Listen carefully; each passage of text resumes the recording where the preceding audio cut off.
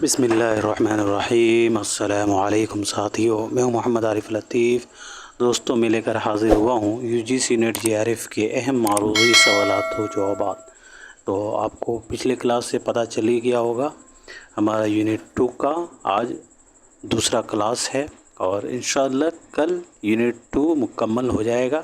پھر اس کے بعد انشاءاللہ یونٹ 3 کے سوالات کو حل کرنے کی کوشش کریں گے۔ تو چلیے بلا تاخیر اس کلاس کو شروع کرتے ہیں۔ آج کا پہلا سوال ہے، ذیل میں چند کردار اور ان کے وطن کے نام دیے گئے ہیں، وطنی اعتبار سے کرداروں کے نام جوڑیے۔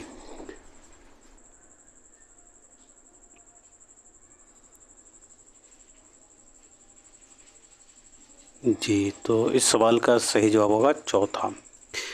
بلبل جو ہے دوستو، بلبل یہ ختن کے سوداگر کا بیٹا ہوتا ہے، اور گل جو ہے، گل یہ گجرات کے عابد زاہد کی بیٹی ہوتی ہے۔ گل جو ہے یہ گجرات کے عابد و زاہد کی بیٹی ہوتی ہے۔ درویش جو ہے یہ ملک خراسان کے پردھان کا بیٹا رہتا ہے۔ درویش جو ہے یہ ملک خراسان کے پردھان کا بیٹا رہتا ہے، ملک خراسان کے پردھان کا بیٹا رہتا ہے۔ اور سمنبر کیا ہے؟ تو سمنبر ملک عجم کے بادشاہ کی بیٹی ہے اور ہمایوں فال کی محبوبہ ہے۔ ملک عجم کے بادشاہ کی بیٹی ہوتی ہے سمنبر، اور ہمایوں فال کی جو ہے وہ محبوبہ رہتی ہے۔ اور ہمایوں فال کون ہے؟ تو ہمایوں فال مصر کا شہزادہ ہے اور سمنبر کا عاشق ہوتا ہے۔ اور ملک آرا جو ہے، ملک آرا یہ پرستان کی رانی ہوتی ہے۔ تو اس اعتبار سے ہمارا چوتھا صحیح جواب ہوگا۔ بڑھتے ہیں اگلے سوال کی طرف، اور یہ سبھی کردار جو ہیں دوستو مثنوی پھول بن کے، مثنوی پھول بن یہ ابن نشاطی کا داخل نصاب مثنوی ہے۔ ابن نشاطی نے مثنوی پھول بن کو 1625 عیسوی میں تحریر کیا تھا، اور 1655 عیسوی میں تحریر کیا تھا، اور اس مثنوی میں دوستو ٹوٹل 1744 اشعار استعمال ہوئے ہیں۔ اور یہ مثنوی جو ہے احمد حسن دبیر ادروسی کے فارسی قصہ بساطین الانس سے ماخوذ ہے، ضرور یاد رکھیے گا۔ احمد حسن دبیر ادروسی کے فارسی قصہ بساطین الانس سے ماخوذ ہے مثنوی پھول بن۔ بڑھتے دوستو اگلے سوال کی طرف۔ افضل نے بیکٹ کہانی میں خود کو کیا کہا ہے؟ یہ کہیے کہ افضل کا ایک اور نام کیا ہے؟ جی دوستو، تو اس سوال کا صحیح جواب آ جائے گا گوپال۔ افضل پانی پتی نے بیکٹ کہانی میں خود کو گوپال کہا ہے۔ بڑھتے ہیں اگلے سوال کی طرف۔ بیکٹ کہانی کو کن دو ادیبوں نے مل کر ترتیب دیا ہے دوستو؟ تو بیکٹ کہانی کو مسعود حسن خان اور نور الحسن ہاشمی نے مرتب کیا ہے۔ بیکٹ کہانی کو مسعود حسن خان اور نور الحسن ہاشمی نے مرتب کیا ہے، جو 1965 عیسوی میں شائع ہوا ہے۔ تیسرا اس کا رائٹ آپشن ہو جائے گا دوستو۔ بڑھتے ہیں اگلے سوال کی طرف۔ افضل پانی پتی کے مثنوی کو کس نے اپنے تذکرے میں بیکٹ کہانی کا نام دیا ہے؟ تو افضل پانی پتی کے مثنوی کو جو ہے دوستو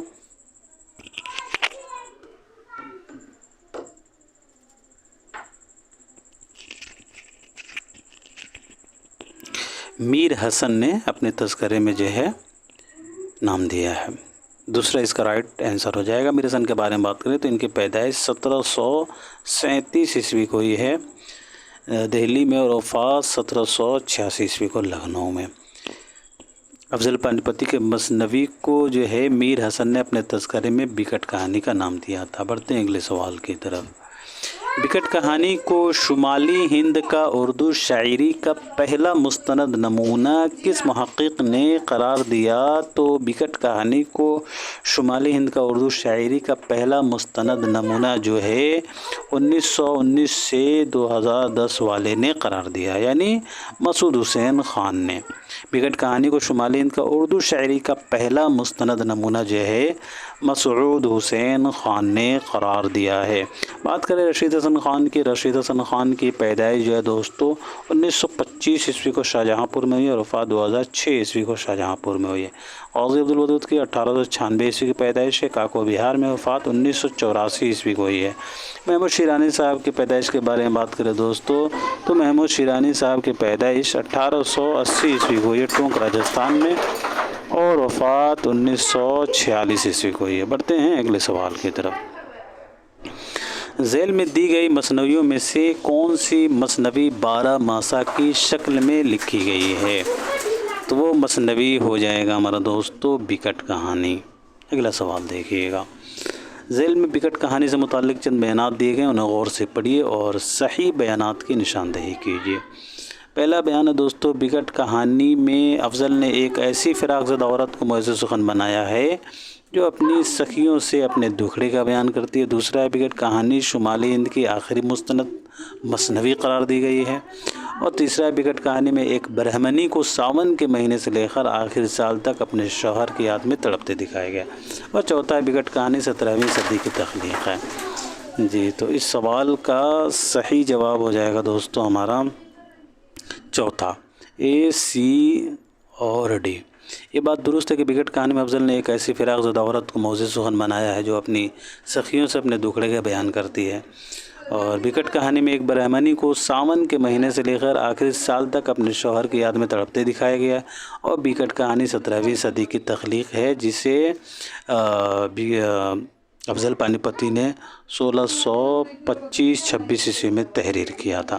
اور بکٹ کہانی شمالی ہند کی آخری مصنوی نہیں بلکہ پہلی مصنوی ہے جسے مسعود حسین نے قرار دیا ہے۔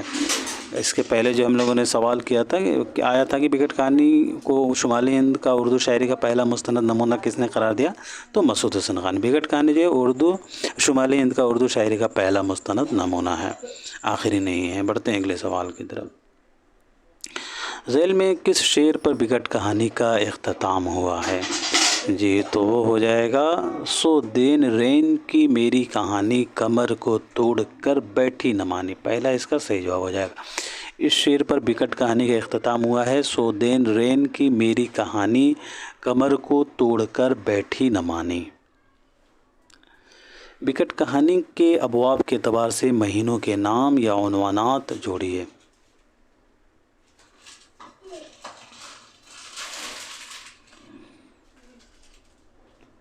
اور بات کریں دوستوں کہ بکٹ کہانی کے پیش لفظ کس نے لکھا، تو ضرور یاد رکھیے گا بکٹ کہانی کا پیش لفظ جو ہے مرزا خلیل احمد بیگ نے لکھا ہے۔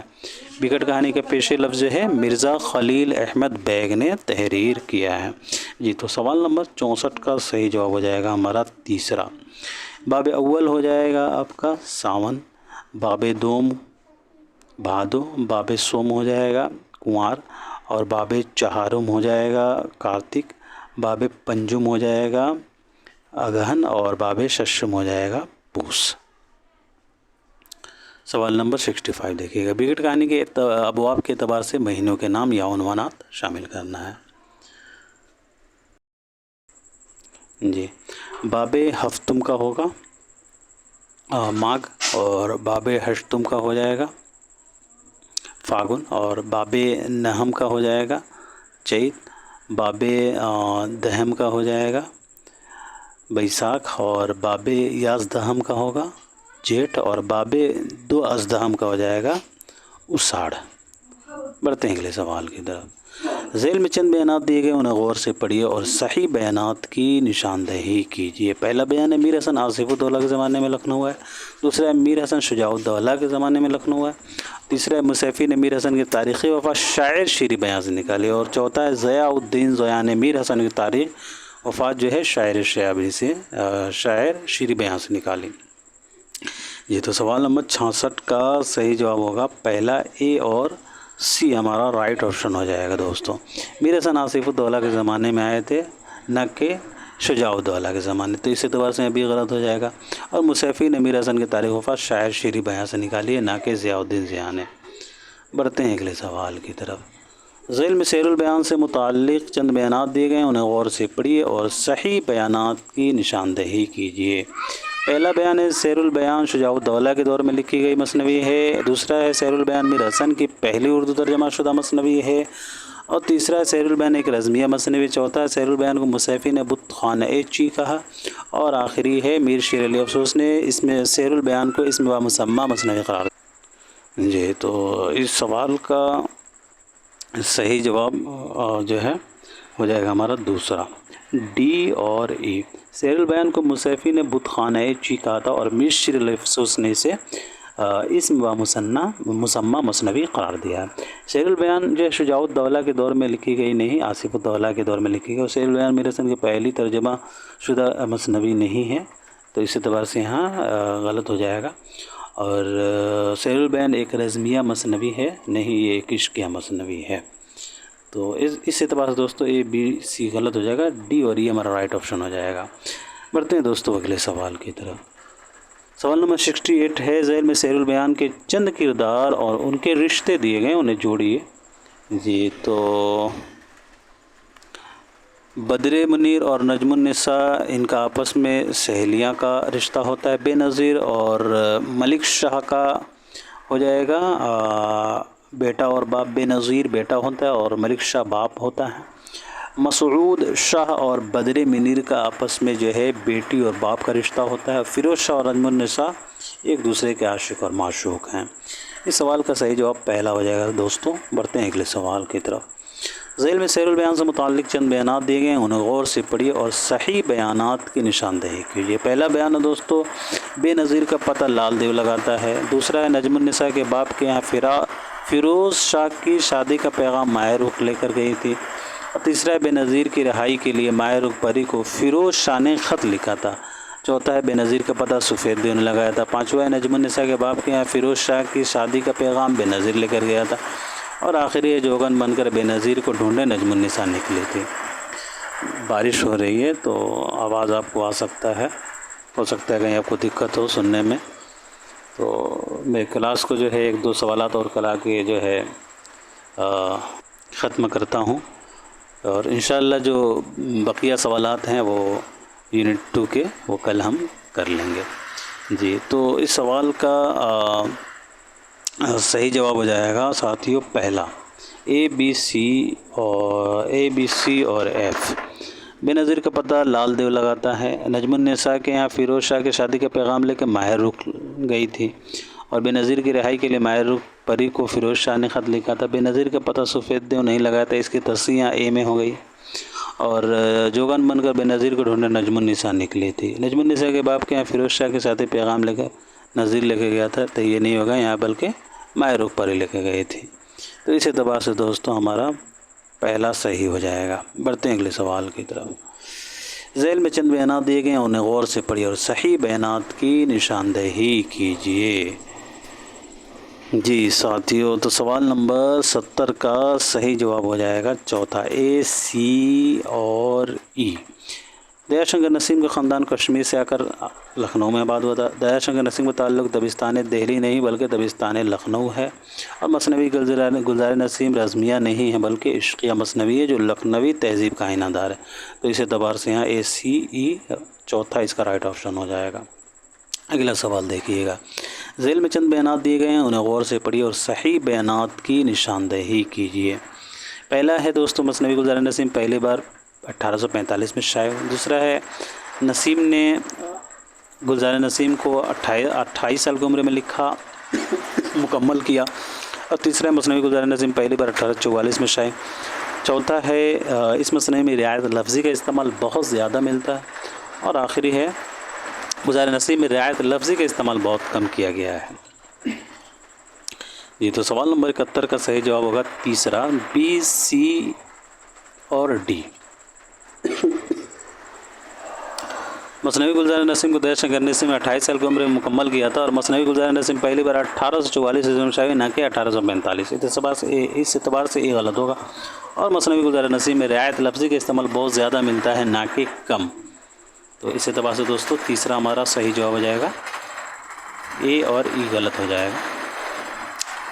اگلا سوال دیکھیے گا، ذیل میں چند بیانات دیے گئے، انہیں غور سے پڑھی اور صحیح بیانات کی نشاندہی کیجیے۔ پہلا بیان ہے، گلزار نسیم کی کہانی قصہ بے نظیر و بدر منیر کے نام سے مشہور ہے۔ دوسرا ہے، دیا شنکر نسیم نے قصہ بقاولی کو جس کا اصل قصہ فارسی میں لکھا گیا تھا اس کے اردو ترجمے مذہب عشق کے نام سے استفادہ کرتے ہوئے مثنوی گلزار نسیم کے نام سے پیش کیا ہے۔ اور تیسرا ہے، عزت اللہ بنگالی کے فارسی میں لکھے ہوئے قصہ بقاولی کو گلگرش کی فرمائش پر نہال چند لاہوری نے مذہب عشق کے نام سے اردو میں ترجمہ کیا۔